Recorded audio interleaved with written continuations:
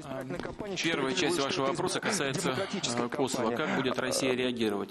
Я уже имел возможность высказаться по этому вопросу, по этой проблеме. Еще раз хочу подчеркнуть. Мы считаем, что поддержка одностороннего объявления независимости Косово является неморальной и неправовой. Территориальная целостность государств закреплена в основополагающих принципах международного права. Есть резолюция 1244 Совета Безопасности, которая говорит о территориальной целостности Сербии. И все члены ООН должны следовать этим решениям. Вот не хочется об этом говорить, чтобы никого не обижать.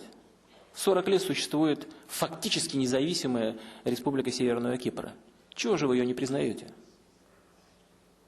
Вам не стыдно вообще, вот, европейцам, вот с такими двойными стандартами подходить к решению одних и тех же вопросов в разных регионах мира?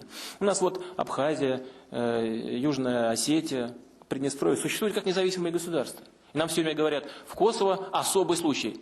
Вранье это все, никакого там особого случая нет. И все это прекрасно понимают. Все то же самое. Этнический конфликт, преступления с обеих сторон, де-факто независимость полная.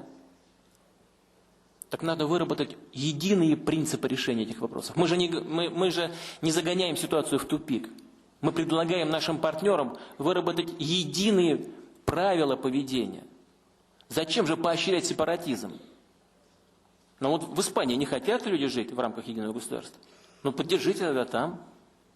400 лет Великобритания борется за свою территориальную целостность применительно к Северной Ирландии. Ну и чего? Чего же вы не поддерживаете?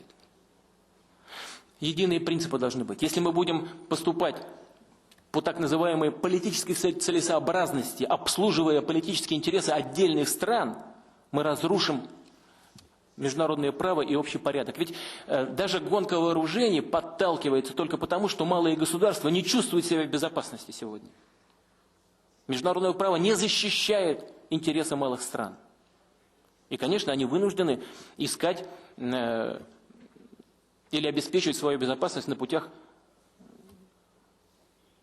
достижения какого-то нового уровня с точки зрения оснащения себя новейшими вооружениями. Если бы был твердый порядок, то не было бы такого страха и такой необходимости. Теперь, и, конечно, мы поставим этот вопрос в Совете Безопасности Организации Объединенных Наций. Конечно, мы его поставим.